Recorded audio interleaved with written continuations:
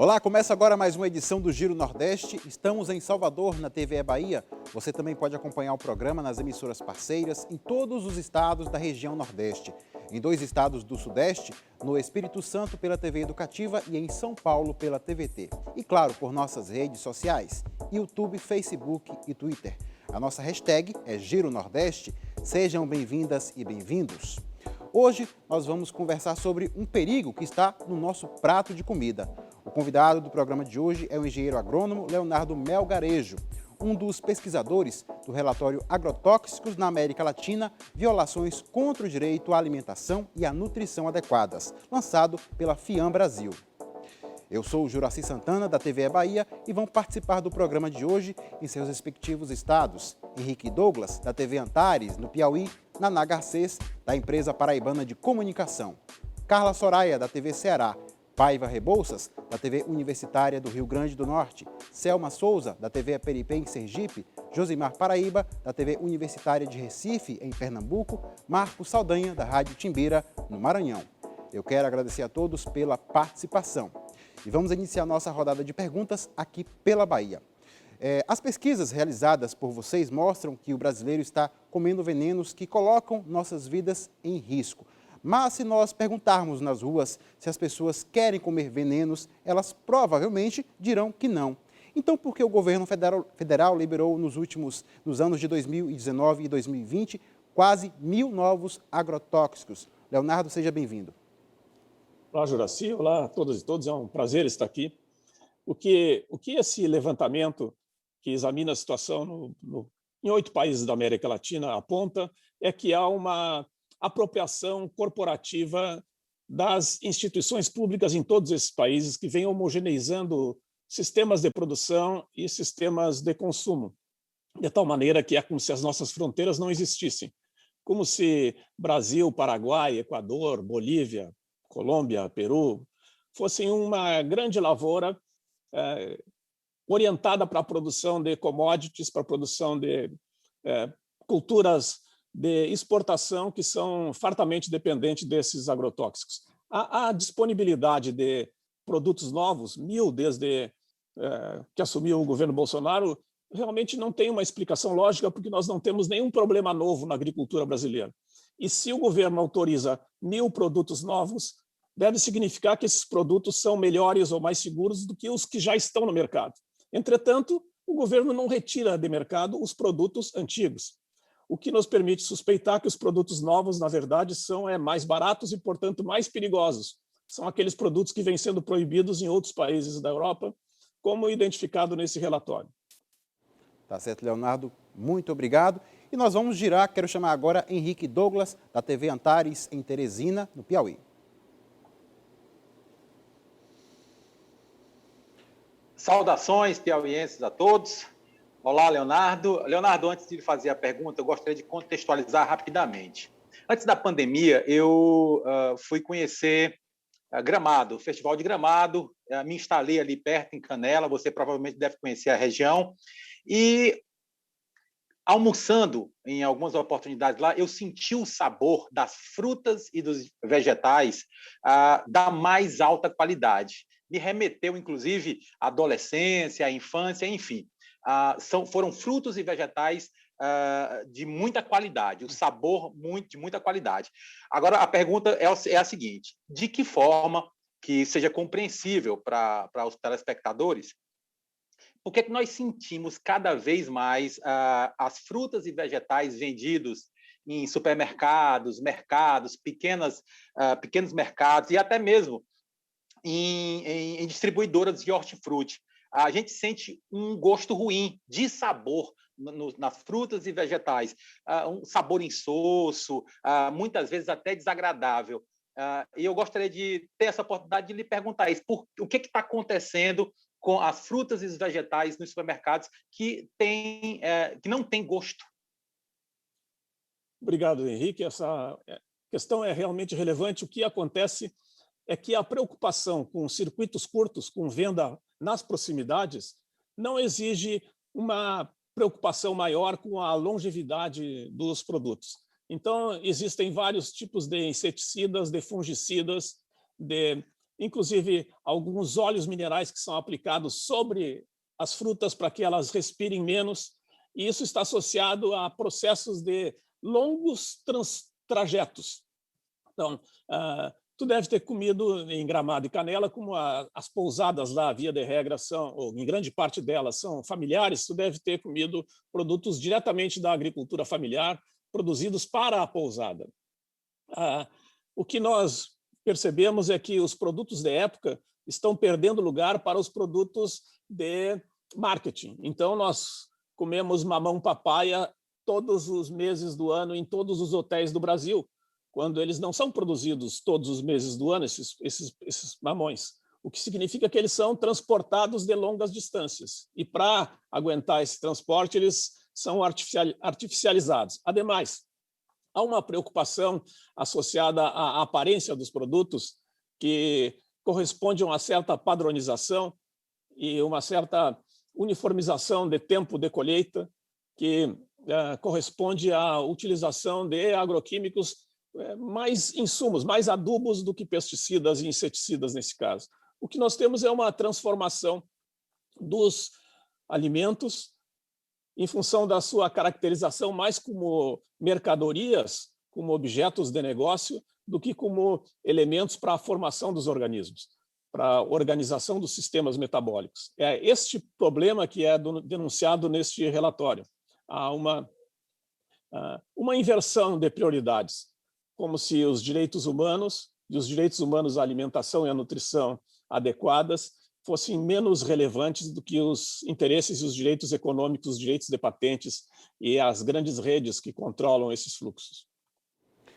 Obrigado. E nós seguimos agora para João Pessoa. É a vez de Naná Garcês, da empresa paraibana de comunicação, fazer a pergunta ao engenheiro agrônomo Leonardo Melgarejo. Olá, colegas. Professor Melgarejo, há em torno do agronegócio uma ação muito forte de marketing. Isso já está ficando evidente para todo mundo, não é? E há também uma imagem do Brasil como celeiro do mundo. Então, eu pergunto ao senhor, o nosso agronegócio, ele vai evoluir para a agroecologia, uma vez que essa é uma tendência de mercado? Obrigado, Ana. Eu creio que sim, creio que é inevitável. Veja que a Angela Merkel, na Alemanha, está se comprometendo de agroecologizar 25% da área agricultável daquele país. Então, na Europa, a discussão agora não é se a agroecologia vai predominar, e sim quem vai controlar esses novos rumos da agroecologia. As transnacionais estão entrando nesse campo também. Os transgênicos estão saindo do mercado, estão entrando produtos cisgênicos que podem ser melhor aceitos pela população. O fato é, as nossas super safras não são de alimentos, não são de alimentos para nós. Nós estamos nos encaminhando, se isso não for interrompido, se nós não acelerarmos essa transição para a agroecologia, nós estamos nos encaminhando para o padrão do Paraguai. 96%, 94% da área cultivada do Paraguai é cultivada com produtos de exportação. E o Paraguai importa 70% dos alimentos que consome. Os outros 30% são produzidos naqueles 4% da área agricultável que sobraram. Os avanços do agronegócio no Brasil podem ser mapeados pelo que aconteceu com o feijão. Há 10 anos nós importamos feijão e nós exportamos soja. As pequenas áreas de agricultura familiar e de os acampamentos e assentamentos de reforma agrária estão fornecendo doação de alimentos nas vilas e para as camadas mais carentes da população. O agronegócio não se manifesta nesse sentido, porque, na verdade, o agronegócio tem pouco a oferecer em termos de alimentos. Tá certo. Muito obrigado mais uma vez, Leonardo. Quem está assistindo ao Giro Nordeste pode fazer perguntas e comentários nas nossas redes sociais, YouTube, Facebook e Twitter. E vamos seguir para Fortaleza, onde está Carla Soraya, da TV Ceará. Olá, Juraci. Meu cumprimento também a todos os colegas aí de bancada virtual, principalmente também aos nossos espectadores e ao nosso convidado, Leonardo. Leonardo, eu tenho um dado aqui que é do censo do IBGE, censo que a gente não sabe se vai ter esse ano ou não, mas em 2017, esse censo do IBGE apontava que 37% dos estabelecimentos agropecuários utilizavam agrotóxicos, mas os produtores declaravam que não tinham nenhuma orientação técnica. Desses que utilizavam, 16% não sabiam nem ler nem escrever direito, ou seja, o que dificulta mais ainda a leitura das instruções para a aplicação do produto. E aí eu lembro que em 2013, um colega nosso aqui de Fortaleza, Melquiades Júnior, ele fez uma série de matérias que foi premiada e que contava a história e a trajetória das viúvas dos venenos, e que depois se transformou num documentário chamado Doce Veneno. Histórias de mulheres que perderam seus maridos por conta da intoxicação, do envenenamento e do adoecimento por câncer e outros tipos de problema. Essas pessoas estão morrendo e a população também está morrendo por conta da falta de cuidados na administração desses produtos? Existe uma grande subestimação em relação a essas informações, Carla. As estimativas oficiais aceitas nacionalmente é de que para cada caso registrado de intoxicação existem 50 casos não registrados, o que significa que nós temos um número de 1.000 e poucos bebês num período avaliado pela doutora Larissa Bombardi, o que significaria 50 mil, porque é uma subestimação e uma ocultação de informações. Esse é um aspecto. O outro aspecto é que existem transformações que nós não estamos acostumados a perceber. A doutora Ada Guiar fez aí no Ceará uma pesquisa sobre intoxicação de agricultores numa região de exportação de frutas. Identificou que 97% dos trabalhadores rurais tinham veneno no sangue. Do Norte. É alarmante isso. Identificou também que existem transformações metabólicas tão importantes que meninas com 3 anos têm mamas, têm pelos pubianos, estão menstruando antes dos 10 anos. Essas alterações, elas decorrem do fato de que esses venenos, esses produtos de síntese química, não existem na natureza. E o organismo, todos os organismos, procuram dar uma utilidade para aquilo com que entram em contato. E essa utilidade significa incorporação em algum ciclo metabólico. A introdução em ciclos metabólicos de produtos inadequados provoca distorções. Pode ser como o glufosinato de amônio, que é um herbicida muito usado. Pode ser uma multiplicação irregular de células, gerando células com 2 núcleos ou sem núcleos. E isso pode se transformar em diversos tipos de tumores. E acontecendo isso em fases de formação, como em crianças, nós não sabemos as implicações que isso trará no futuro. Então, as análises desse estudo que nós estamos publicando e que está disponível para todos na internet, eu creio que vocês receberam, elas mostram que é necessário uma ação global que minimize as possibilidades de países exportadores de venenos que são não autorizados a utilizar nos seus países sejam responsabilizados por esses crimes com relação à saúde, assim como países importadores devam levar em conta normativas e parâmetros internacionais. Não é razoável, por exemplo, que no Brasil o herbicida mais utilizado, o glifosato, tenha um limite máximo de resíduo permitido de 50 microgramas por litro, enquanto na União Europeia o limite máximo permitido é 0,1. Há uma diferença de 5.000 vezes, como se nós fôssemos muito resistentes. A pesquisadora que denunciou isso, Larissa Bombardi, teve que sair do Brasil agora porque vinha se sentindo perseguida e ameaçada. Na verdade, a campanha de marketing ela se soma a uma campanha de difamação e de atemorização. Esse é um dos pontos que o relatório denuncia, que os direitos humanos estão sendo prejudicados também sob esse ponto de vista de limitação da capacidade de estudos independentes serem divulgados, ajudando a reduzir a alienação da população com relação a esses problemas. Nossa, é assustador o que os agrotóxicos podem fazer. Vamos girar. É o momento de seguir para Natal. Temos muitos assuntos para conversar com o Leonardo Melgarejo, que participou de uma pesquisa sobre os impactos negativos do uso dos agrotóxicos. Quero chamar agora a Paiva Rebouças, da TV Universitária do Rio Grande do Norte.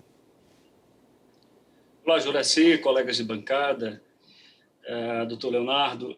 A região oeste aqui do Rio Grande do Norte é forte na produção da fruticultura irrigada, toda ela à base desse cultivo tradicional e uso de muito agrotóxico, né? Na Chapada do Apodi, aqui do lado do Rio Grande do Norte, essa cultura é ainda mais recente, né? Ao contrário do lado cearense, que foi onde foi produzido o documentário Doce Veneno, citado agora pela Carla Soraya. Quanto tempo esse veneno fica na terra e quanto tempo a terra leva para se recuperar dessa ação química? Obrigado, Pavel, por essa observação.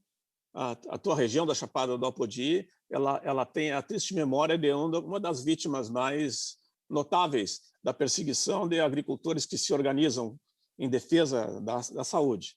A resposta para a tua pergunta é muito variável. Existem venenos que têm uma duração de 100 anos, existem venenos que desaparecem relativamente rápido, mas esse desaparecer, na verdade, ele traduz uma transformação. Herbicidas como o glifosato se metabolizam no ambiente em outros produtos como o AMPA, que é um ácido muito mais tóxico do que o glifosato. E, ademais, e isso creio que seja o mais relevante, esses produtos eles não são abduzidos, eles vão sendo encaminhados seguindo a lei da gravidade, os cursos da água, e vão se acumulando nos reservatórios de água. De tal maneira que, ano após ano, tu tem uma concentração maior de veneno nas águas de consumo. Imagina aí no Rio Grande do Norte, como é frequente o período de seca, que os reservatórios para onde convergem as águas de lavagem desses venenos vão ter períodos de minimização do volume. Essa minimização do volume corresponde, na prática, a uma concentração dos venenos ali estabelecidos, o que significa que, em períodos de seca, onde os animais estão mais fragilizados, eles estarão mais afetados pelo veneno. E entre esses animais se incluem os humanos. É difícil saber também que produto, na verdade, se encontra no meio ambiente, porque as mesclas elas não são analisadas. Quando a Anvisa autoriza a liberação de um agrotóxico, ela autoriza com base nos seus componentes ativos. Existem outros componentes, como surfactantes, como elementos para diluir a serosidade das células vegetais. Existem outros elementos que não são considerados na análise. E, ainda assim, mesmo subestimando a composição de cada veneno, o que acontece conosco é que nós estamos expostos a combinações, a mesclas de venenos. Um exemplo bastante clássico é que a CTN-Bio tem aprovado plantas transgênicas que são tolerantes a múltiplos herbicidas e que carregam dentro dela múltiplos inseticidas. Isso gerou um problema para o Ministério da Agricultura, porque como a Anvisa analisa os produtos um a um, e as plantas estão podendo receber mesclas de produtos, e os agricultores não querem passar 4 vezes na lavoura para aplicar um veneno de cada vez, o Ministério da Agricultura emitiu uma portaria que autoriza as mesclas, as misturas nos tanques.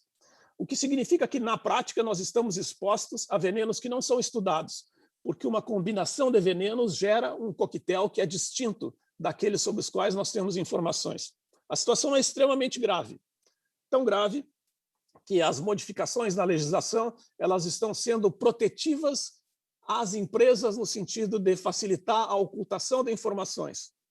A última atualização de avaliação de riscos de agrotóxicos pela Anvisa retirou da categoria de extrema periculosidade 400 produtos. Essa alteração se deu sobrevalorizando os riscos de morte e minimizando os riscos de intoxicação de pequena densidade e de longo prazo, que estão associadas a essa tua pergunta. Quanto tempo fica no solo? Bom, pequenos resíduos que permaneçam ano a ano vão exercer efeitos de intoxicação lenta e gradual. E essas intoxicações de forma lenta, gradual, cumulativa, passaram a ser consideradas não extremamente perigosas, mesmo em se tratando de venenos que são proibidos nos países de origem.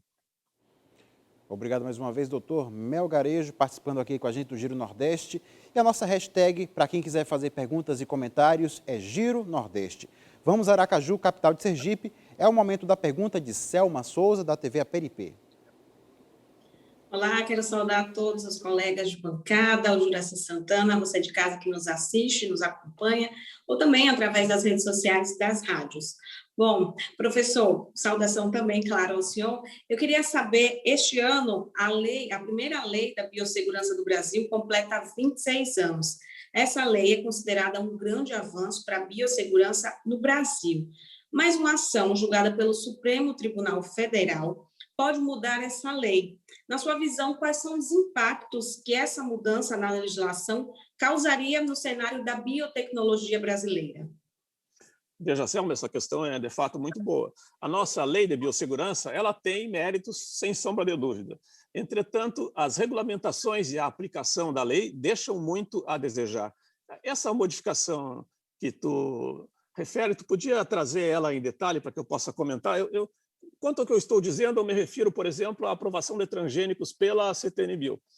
A Comissão Técnica Nacional de Biossegurança, ela estabeleceu mecanismos que nos impedem de ver problemas de longo prazo. Por exemplo, na lei original de biossegurança, qualquer produto transgênico liberado no Brasil deveria ser acompanhado durante 5 anos num processo de monitoramento pós-liberação comercial. Isso porque as decisões prévias à liberação comercial são tomadas com base em estudos feitos em canteiros e em laboratórios que não permitem observar o que acontece em milhões de hectares cultivados. Entretanto, a CTN-Bio tem dispensado de monitoramento produtos novos na medida em que esses produtos... exemplo, um milho que tenha uma proteína transgênica que permita ele tolerar o glifosato, o herbicida glifosato, daqui a algum tempo, como as plantas não morrem mais com o glifosato, ele é substituído por um outro que tem uma proteína transgênica que permite tolerar o glifosato e o glufosinato de amônio. Nesse momento, a CTN-Bio se autoriza a dispensa de análise, de acompanhamento, de risco e de monitoramento, o primeiro transgênico. Daqui a um ano, se lança uma outra semente que incorpora a tolerância a um outro herbicida e se dispensa de análise e de acompanhamento o grão anterior.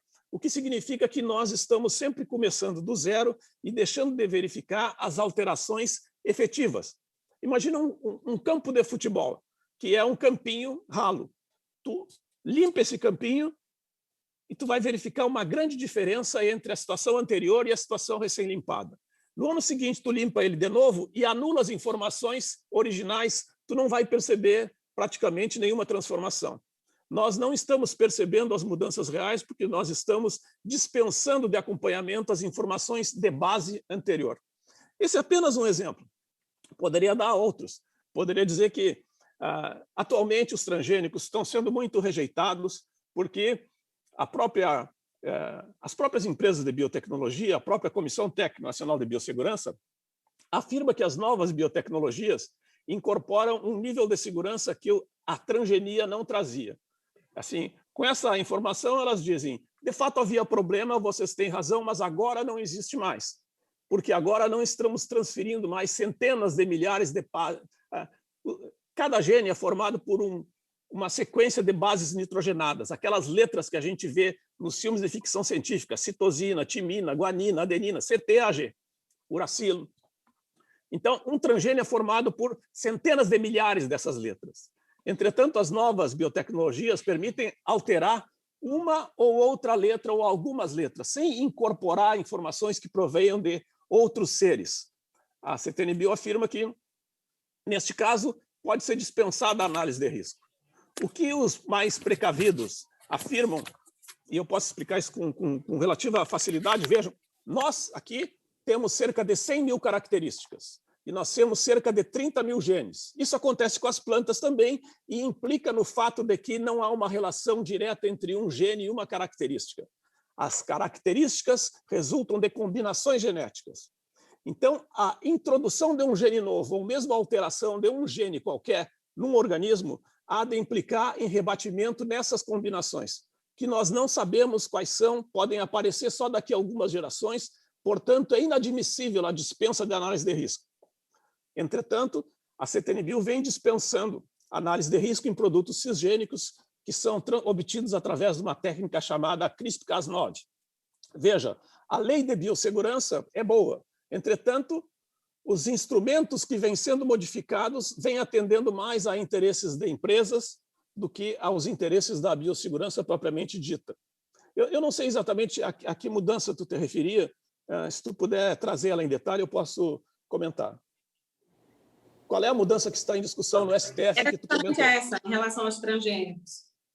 Tá bem. Obrigado. É isso. Muito obrigado mais uma vez, professor. E temos mais perguntas para o engenheiro agrônomo Leonardo Melgarejo. E vamos girar mais uma vez. É o momento da pergunta de Josimar Paraíba, lá em Pernambuco, da TV Universitária de Recife. Olá, Juraci, colegas de bancada, professor Leonardo Melgarejo. A pergunta que eu tenho para fazer é um ponto que já foi citado aqui no programa. É mais ou menos assim, entender, assim, é tão gritante, a questão é tão gritante que vale a pena que a gente retome. Por que existem tantas diferenças de regulação do uso dos agrotóxicos no mundo? Principalmente quando se compara o Brasil com a Europa, né? Aqui existem produtos que são permitidos, vamos repetir que essa informação já foi dada, em 5.000 vezes. São permitidos esses em níveis 5.000 vezes maiores que os que são permitidos na Europa, né? Quais foram as pesquisas que comprovaram que somos mais resistentes a esses produtos, né, que os europeus, e onde é que está a ciência na hora que se faz uma normativa dessa? Minha pergunta é por aí. Pois, creio que a resposta está no fato de que a sociedade tem tido pouco acesso à possibilidade de criticar as informações que são veiculadas pelas grandes mídias. Há uma espécie de colonização da mente. Chamam isso de colonização epistemológica, onde os valores e as interpretações são homogeneizadas e não admitem críticas. Veja que é óbvio que os organismos de indivíduos que vivem aqui no Brasil, inclusive franceses que residem aqui, são muito semelhantes aos indivíduos dos mesmos organismos na União Europeia.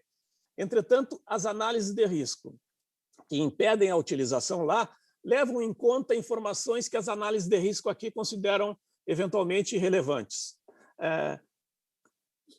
É possível, e as acusações são frequentes, de que existe um certo conluio de conflito de interesses entre vários pesquisadores que produzem informações e as informações que são produzidas por esses pesquisadores que têm alguma ligação com as empresas. Existem muitos estudos que apontam que quando a empresa tem algum tipo de convênio com um laboratório ou com uma universidade, aumenta fortemente a probabilidade de que os estudos sejam favoráveis aos interesses das empresas. E como as agências de análise de risco podem escolher os produtos que utilizam para tomar suas decisões, também é possível que nessas empresas, nessas agências de avaliação, não sejam levados em conta estudos que dizem o contrário do que se pretende que a decisão seja tomada. Veja agora o caso da vacina Sputnik. É possível que a Anvisa tenha identificado elementos de risco que as outras agências do mundo que examinaram essa vacina não enxergaram. E é possível que o Brasil tenha que, de fato, proibir a vacina russa aqui porque a nossa agência de risco identificou problemas que os outros não identificaram. Mas é possível também que a Anvisa esteja errada, assim como se demonstrou equivocada na aprovação de muitos venenos agrícolas. Essa é uma discussão que está em voga no momento. Se afirma como a Anvisa é tão célere e tão rápida em tomar decisões favoráveis às empresas que pretendem distribuir agrotóxicos e é tão avessa em relação às empresas que pretendem distribuir vacinas. O que explicaria isso? Supostamente, as agências de governo elas têm um caráter técnico muito relevante, mas também sofrem uma influência política. E essa influência política, no Brasil, atualmente, segue uma linha muito bem articulada e muito coerente. O que acontece no Ministério do Meio Ambiente parece acontecer também no Ministério da Educação, parece acontecer em outros ministérios.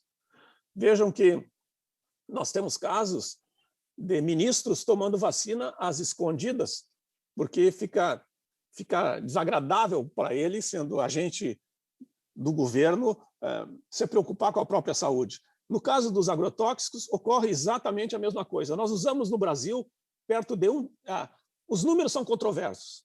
Os números são controversos, mas uma estimativa que eu gosto de usar é que nós usamos no Brasil perto de 1 bilhão de litros de agrotóxicos por ano, todos os anos.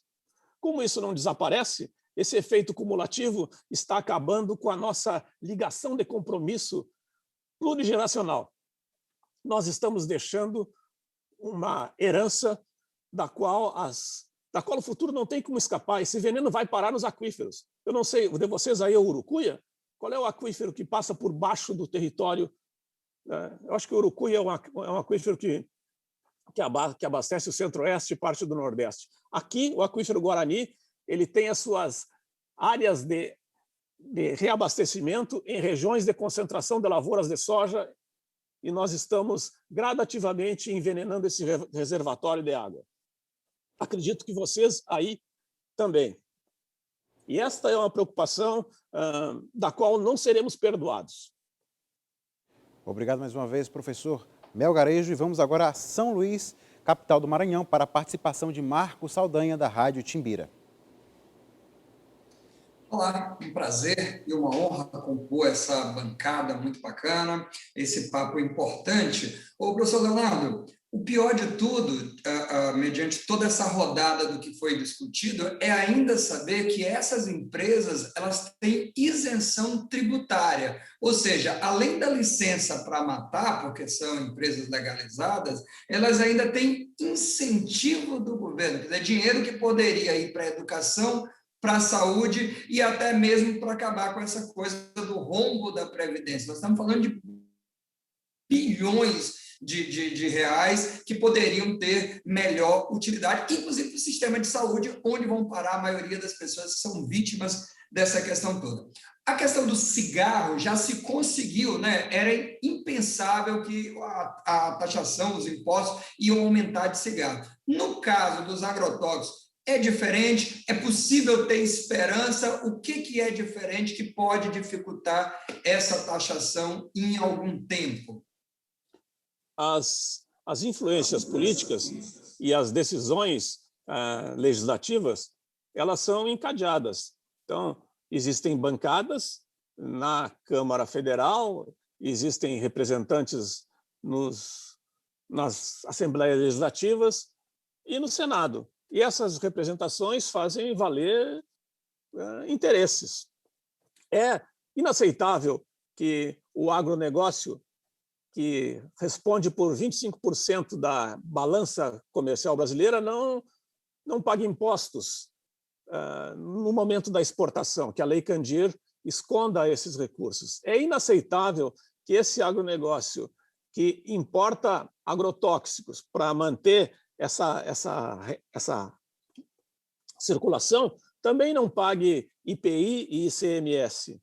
E é inaceitável que nós deixemos de perceber que... Bom, existe um estudo muito interessante que diz que para cada real mobilizado no mercado de agrotóxicos, tem uma implicação, sob o ponto de vista da intoxicação aguda, apenas a aguda, de 1,28 real ou dólar. O estudo é em dólar. O que significa que há um rebatimento de 28% sobre o sistema de saúde em função da movimentação de recursos neste mercado. O sistema de saúde termina sendo muito mais fragilizado a cada rodada.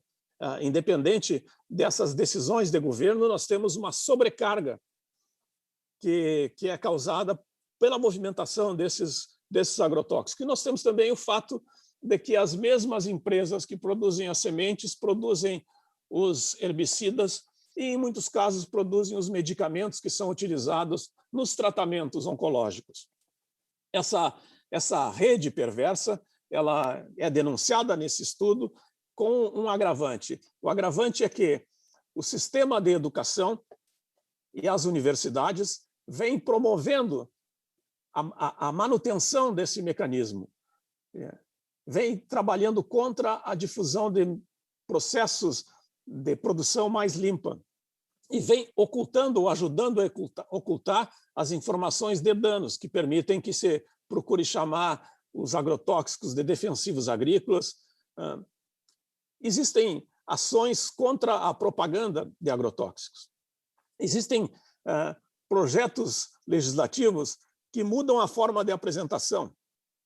Vejam, a retirada da caveira com as tíbias cruzadas de embalagens implica que a maior parte dos nossos agricultores que têm uma alfabetização precária e seus filhos não terão mais o medo quando se aproximam dessas embalagens. tudo isso caracteriza um mesmo conjunto de ações que, como aponta esse documento que foi lançado agora, aponta para ofensa aos direitos humanos, ofensas que devem ser enfrentadas de forma coletiva, com penalizações. Uma penalização de uma empresa, como o caso aí no Ceará, a suspensão da pulverização aérea, gera uma expectativa e um efeito pedagógico que anima os outros estados a buscar resultados semelhantes. E é contra esses bons resultados que essa articulação se ergue. A Larissa Bombardi, como falamos, saiu do Brasil.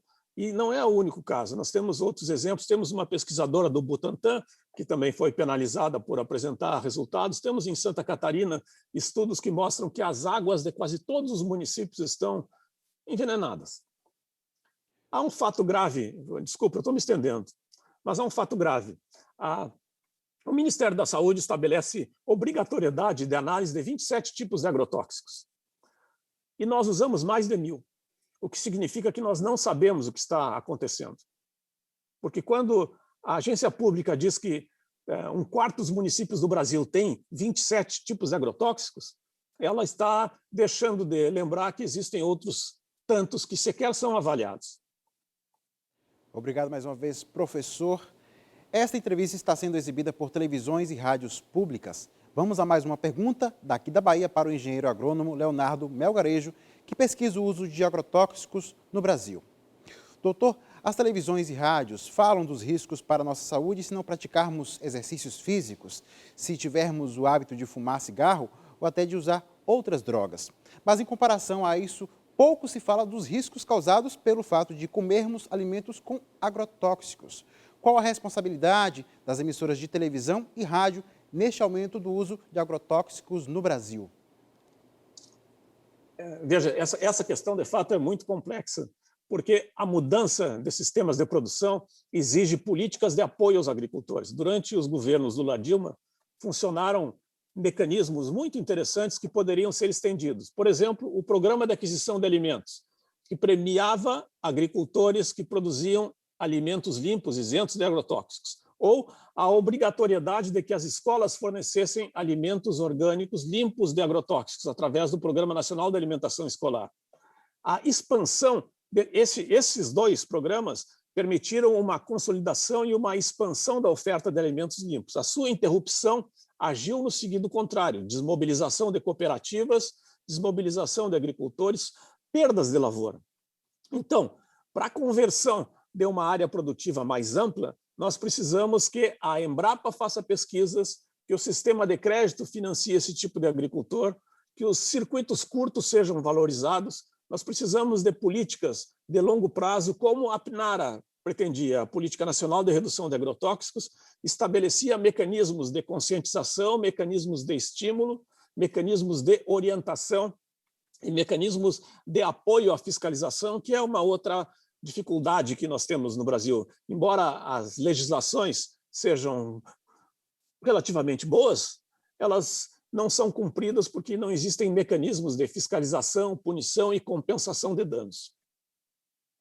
Tá certo, muito obrigado, professor Melgarejo. Está participando do Giro Nordeste falando sobre o uso de agrotóxicos e nós temos mais perguntas para ele. Vamos chamar novamente Henrique Douglas, da TV Antares, no Piauí. Professor, eu até respirei fundo aqui enquanto o senhor falava de influência política na fiscalização, e aí o senhor falou de enfrentamento de forma coletiva, e até como dever jornalístico, eu quero, antes da pergunta, dizer da importância dessa conversa e lembrar que no Oscar recente nós tivemos um filme da Romênia, onde um grupo de jornalistas descobriu uma verdadeira falta de responsabilidade com influência política na análise de desinfetantes que estavam sendo diluídos e matou muita gente. Então é muito importante essa conversa e muito importante o dever jornalístico de estar tentando fiscalizar isso. Professor, a parte da população brasileira está passando por um momento muito difícil que tem relação com a insegurança alimentar. Talvez isso esteja um pouco distante do seu campo de atuação, mas eu queria saber do senhor que existem instituições e projetos que tentam evitar o desperdício de produtos agropecuários.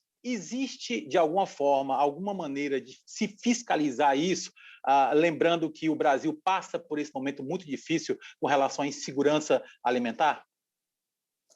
Nós percebemos que a insegurança alimentar ela decorre da dificuldade de acesso aos alimentos, no primeiro momento, falta de renda para comprar.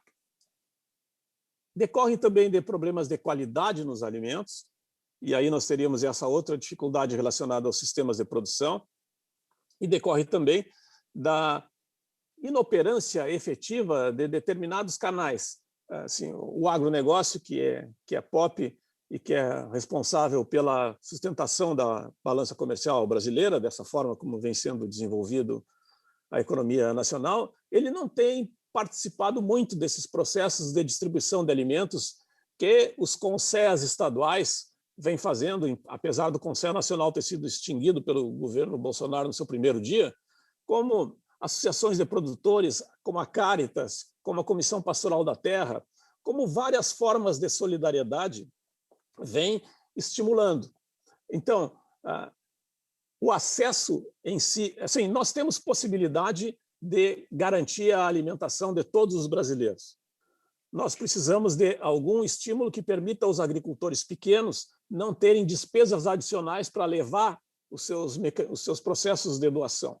Nós podemos, a curto prazo, e seguindo uma orientação que, no dia daquela grande reunião de clima que foi convocada pelo presidente Biden, organizações sociais do mundo inteiro escreveram o que chamaram de Carta aos Dirigentes do Mundo.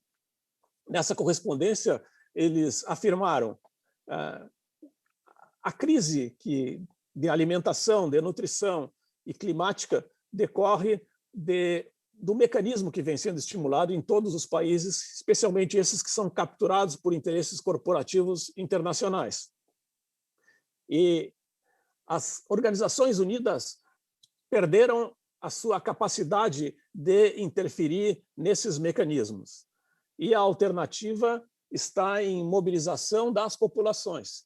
E esses movimentos sociais, de mais de 40 países, eu creio, só que do Brasil mais de 100 organizações, a ASA é uma das que assina esse documento, eles afirmam, nos comprometemos de fazer a nossa parte, que é controlar processos produtivos que garantam a alimentação saudável, proteger as águas, estimular o plantio de árvores, mas precisamos de uma contrapartida internacional, no sentido dos governos de cada país. A tua questão ela deve ser vista também de uma outra forma. Nós não temos estoques reguladores, o que significa que a aposta é de que os fluxos de alimentos circularão no planeta ao sabor dos preços. Situações como aquela que eu comentei do Paraguai é a que nos ameaça nessa visão de segurança alimentar que se opõe à visão dos movimentos sociais, que é de soberania alimentar. Veja, o Brasil exporta soja. A exportação de soja ela é feita em mercados futuros, de tal maneira que as safras que não são cultivadas são comercializadas antecipadamente. Entretanto, uma safra que já foi comercializada no mercado de grãos, no mercado futuro, para ser cultivada, necessita que as empresas que detêm as patentes das sementes autorizem. O que significa que o ministro da Agricultura, o ministro da Fazenda, o presidente ficam manietados, quase que de joelhos, porque precisam fazer esse cultivo. A alternativa a isso, que é preconizada pela soberania alimentar, é que os agricultores sejam estimulados a deter as próprias sementes, para que as safras possam ser garantidas pela autonomia nacional. Existem outros aspectos da soberania alimentar, mas esse é o mais gritante. Essas safras não são nossas. Essas safras são das empresas que têm patentes sobre as sementes transgênicas. E são poucas agora. A Xenchina comprou a Syngenta, a Bayer comprou a Monsanto, a Dow ela faz parte agora da Coterva. Há uma aglutinação tão grande que 3 pessoas decidem o que acontece no planeta. A soberania, de fato, é algo que passou a ser uma ficção. Obrigado mais uma vez, doutor Melgarejo. Quem está assistindo ao Giro Nordeste pode fazer comentários nas nossas redes sociais, YouTube, Facebook e Twitter. E vamos falar mais uma vez com a Naná Garcês, da empresa Paraibana de Comunicação. Professor Melgarejo, há um movimento ainda tímido de formação de bancos de sementes crioulas. E há também um comportamento na sociedade que cresce, que é em favor da alimentação orgânica. Além disso, há também uma adesão crescente, eu diria, para a alimentação vegana. O senhor acredita que a tendência do comportamento social ele pode mudar também o destino da nossa agricultura para a agroecologia? Eu acredito fortemente nisso. E acredito que existem bases científicas muito fortes que estão sendo minimizadas. Veja, hoje nós sabemos que as expressões fenotípicas, as características que nós observamos nas plantas e nos animais, elas não correspondem a uma informação genética determinada, e sim a uma possibilidade de manifestação dessa informação genética em função do clima. Um caju que seja colhido aí no teu quintal, se eu trouxer essa mesma qualidade genética e cultivar aqui no meu quintal, eu não vou ter a mesma resposta, porque o clima é diferente, embora o potencial genético seja idêntico. Então, veja bem, nós temos centenas de milhares de agricultores familiares, de agricultores no Brasil, nós temos centenas de milhares de microclimas, de microambientes, e estamos cultivando em todos eles as mesmas variedades de sementes que são produzidas pelas mesmas empresas.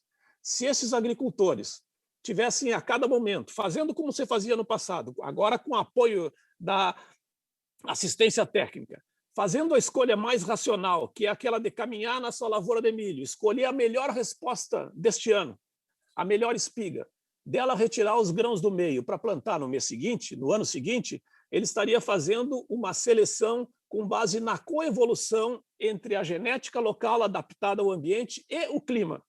Nós estamos perdendo isso. Para recuperar esse potencial, que é aproveitar o melhor da qualidade de cada local, nós precisamos desses bancos de sementes que envolvem a seleção feita pelos agricultores em cada um dos seus ambientes, que garanta a sua soberania e, portanto, a nossa. As empresas odeiam isso. Tanto odeiam isso que a legislação considera que o agricultor que tem o seu milho contaminado pelo pólen, de um milho transgênico, passa a ser alguém que roubou a tecnologia. Há uma outra questão que deve ser observada. Cada agricultor, quando seleciona a sua melhor resposta, aquela espiga que ele considera mais adequada para o seu desejo no seu ambiente, ele está levando em conta as características que lhe dizem respeito. Uma planta transgênica que seja tolerante a um herbicida não oferece uma informação que seja do interesse do agricultor. Não oferece informações. Essas informações são do interesse de grandes empresários que jogam o veneno de avião. Eu fiz agronomia nos anos 70, me formei em 76. Quando me formei, fui trabalhar na extensão rural e nós ganhávamos um pano quadrado que a gente caminhava no meio das lavouras de feijão. Colocava o pano entre as plantas, batia nas plantas, contava os insetos. Se o número de insetos fosse suficientemente grande para causar dano econômico, naquele local se aplicava curativamente o inseticida. Nas grandes lavouras, não existe essa possibilidade. O agricultor não tem como caminhar e identificar o surgimento de um problema antes que ele se expanda. Então, por via das dúvidas, se aplica de avião o veneno em toda a propriedade, em toda a área cultivada, mesmo em locais onde não é necessário. Isso amplia o uso de venenos, porque a área cresceu além da capacidade de gerenciamento. Como mais grave, existem plantas transgênicas que são plantas inseticidas. Um pé de milho que carrega dentro de todas as suas células um veneno para determinadas lagartas. O empresário colhe o milho, recolhe os grãos, a palha que fica apodrecendo no chão fica apodrecendo com aquelas toxinas inseticidas. Em alguns casos, com um período de atividade, dependendo do clima, dependendo do tipo de solo, de 1 ano. Isso afeta todos os outros seres vivos que podem ser intoxicados por aquelas toxinas. Isso compromete a produtividade, porque compromete a fertilidade, porque compromete a vida do solo. Essa questão ela parece complexa, mas é bastante simples. A imagem que eu traria é a seguinte: a natureza ela opera sob o ponto de vista da cooperação. A natureza odeia espécies campeãs. Não existe no planeta nenhum lugar onde haja uma seleção de uma única espécie, porque a chamada do sol, a disponibilidade de água, determina uma composição que aproveite melhor essas características. Para obter uma uniformidade de um único tipo, a humanidade se obriga a fazer uma guerra contra a natureza. E nessa guerra vem usando armas químicas, como os agrotóxicos, armas biológicas, como os transgênicos, e é uma guerra sem fim. Porque, assim como nós temos novas variantes do coronavírus, nós temos novas variantes dos insetos, das bactérias, das plantas que estão nessas lavouras, e a cada veneno que se usa, assim como a cada vacina que se usa, surgem necessidades de novos venenos, novas vacinas. Portanto, temos que mudar o método. O método é que está errado. Esse método abre mercado para a continuidade do mesmo. E reforça essa luta contra a natureza, que é uma luta contra nós mesmos, né? É como se nós não fizéssemos parte da natureza. Obrigado mais uma vez, professor. E vamos seguir agora para Fortaleza, conversar novamente com Carla Soraya, da TV Ceará, faz a pergunta ao professor Leonardo Melgarejo. Professor, e eu já emendo aí com essa questão, né? Quais seriam as alternativas, né? Que tipo de novas formas teríamos de combater as pragas, o que possa afetar a produção na lavoura, para que a gente pudesse ter uma alimentação livre de pesticidas, de venenos e pudéssemos nos alimentar melhor. O senhor acabou de dizer, a lei de Darwin está sempre aí, então se nós estamos produzindo mais venenos, teremos insetos mais resistentes, pragas mais resistentes. Então, o que é possível para que tenhamos uma simbiose dessa natureza, que a gente possa produzir, nos alimentar, sem acabar com ela? Carla, a primeira condição está associada a essa ideia da escala. Você supõe que aquilo que se obtém em 1 metro quadrado pode ser obtido em milhões de metros quadrados. Se obtém que o controle que é feito num canteiro pode ser reproduzido em lavouras de milhares de hectares. E isso é errado, é tolo, inclusive. Então, uma primeira condição, um agricultor que pode caminhar na sua lavoura, ele tem esse caminhar e esse olhar aplicado à lavoura numa escala muito limitada. Portanto, nós temos que impedir que as propriedades cresçam de forma descomunal e sem limite de tamanho. Tem que ser estabelecido um tamanho máximo.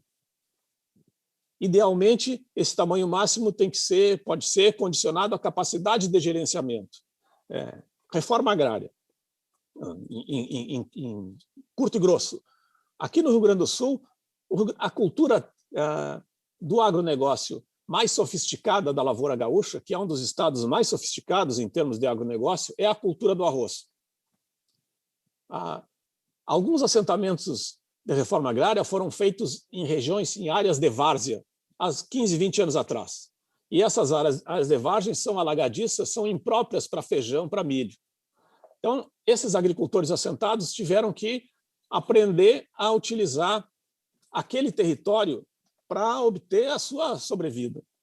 E durante 15 anos fizeram práticas de tentativa e erro até que estabeleceram um itinerário técnico para a lavoura de arroz.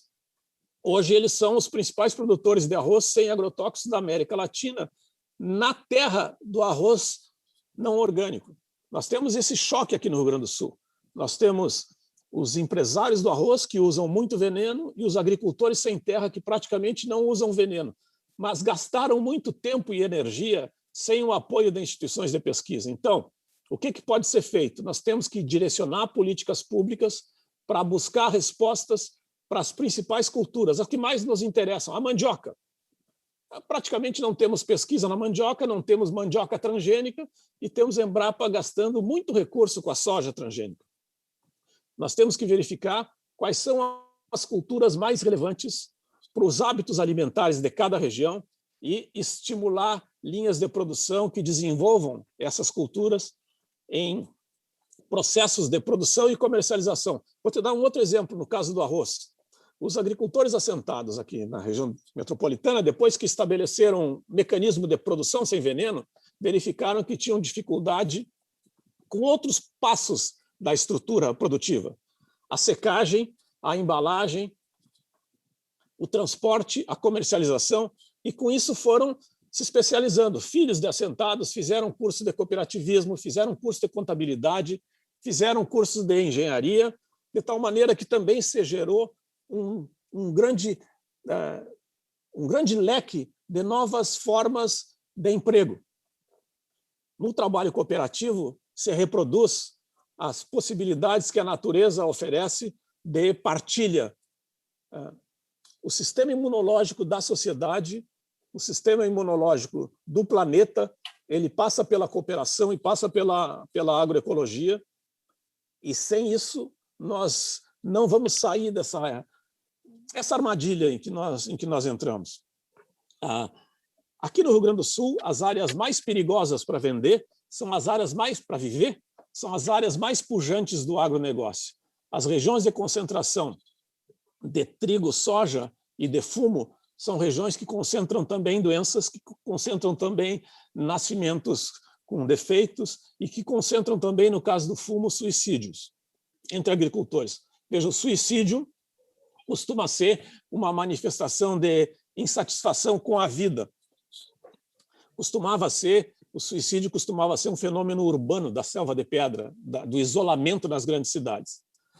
Bom, você verificou, existem estudos que mostram isso, que alguns inseticidas afetam o sistema nervoso central. Eles são feitos para isso, com os insetos, mas afetam o sistema nervoso central das pessoas também. E as pessoas se tornam infelizes com mais facilidade. E a infelicidade pode levar à desistência da vida. E existem agrotóxicos, como o paraquat, que são extremamente eficientes como elemento de suicídio. Aparentemente, os suicídios com agrotóxicos no mundo inteiro são uma espécie de epidemia. Aparentemente, a exceção é os Estados Unidos, onde as pessoas se matam a tiro, porque a disponibilidade de armas lá ela é aquilo que o presidente pretende que seja aqui no Brasil.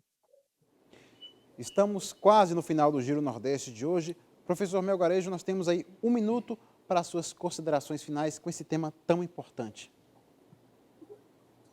Bom, como eu milito num campo da agroecologia. A liderança máxima em termos de clarividência e de esclarecimento sobre a agroecologia é o Papa Francisco. As últimas encíclicas do Papa Francisco têm sido fenomenais. Na Laudato Si, ele fala da casa comum. A casa comum está associada àquela ideia de uma só saúde. A Ana Primavesi, uma pesquisadora muito importante da agroecologia, falava que o solo tem que ser sadio, o que significa que os micro-organismos do solo, que garantem a fertilidade do solo, têm que ser estimulados e não desestimulados com venenos. Ela falava, um solo sadio garante plantas sadias, e plantas sadias garantem animais sadios, e animais sadios garantem populações sadias. A nossa população, a população humana, vive uma crise. E essa crise está associada a esse ciclo. As novas visões de saúde pública falam em uma só saúde. A pandemia que nós estamos vivendo é fruto de destruição ambiental e de vazamento de zoonoses que estavam contidas naqueles territórios em equilíbrios com os organismos, com os macacos, com os pangolins, os morcegos que ali viviam. Então, a saúde ambiental e a saúde humana passam pelo mesmo mecanismo. A outra frase, a outra encíclica do Papa Francisco, a Fratelli Tutti, ela afirma que ela se apoia naquela metáfora do bom samaritano e diz que existem 2 tipos de pessoa no mundo. Aqueles que se solidarizam com os demais, aqueles que têm empatia, aqueles que assumem responsabilidade e aqueles que fazem que não é com eles, aqueles que pretendem não ver o que está acontecendo. E que a solidariedade é o que deve ser estimulado.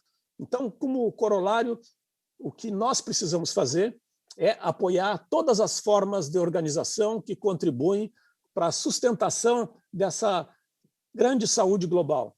Os catadores de lixo, os assentamentos de reforma agrária, os assentamentos urbanos, as entidades de pesquisa, os sistemas de comunicação, todas as formas que operam no sentido de fortalecimento da democracia operam contra esse pressuposto de que existe um grupo que é melhor que os demais e que deve ser privilegiado nessa fantasia de meritocracia, que, na verdade, é só uma cadeia de transmissão para manutenção de uma situação que é prejudicial à maioria.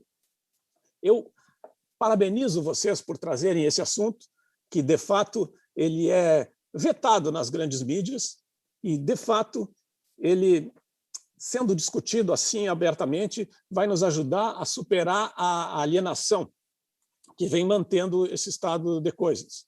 Espero que essa CPI da Covid esclareça melhor essas inter-relações que existem entre alguns membros da Procuradoria Federal, alguns membros do Judiciário, algumas empresas transnacionais, alguns representantes do Legislativo, que nos trouxeram desde o golpe a essa situação onde, quando as redes oficiais dizem que morreram 2.000 pessoas, nós festejamos.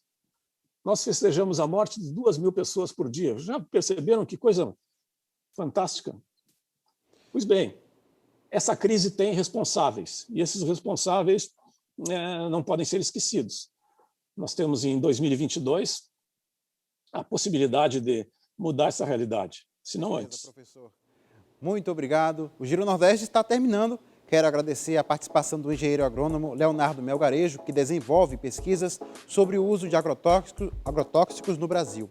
Muito obrigado também aos comunicadores Henrique Douglas, da TV Antares, no Piauí, Naná Garcês, da empresa paraibana de comunicação, Carla Soraya, da TV Ceará, Paiva Rebouças, da TV Universitária do Rio Grande do Norte, Selma Souza, da TV Aperipê, em Sergipe, Josimar Paraíba, da TV Universitária de Recife, em Pernambuco, Marcos Saldanha, da Rádio Timbira, no Maranhão.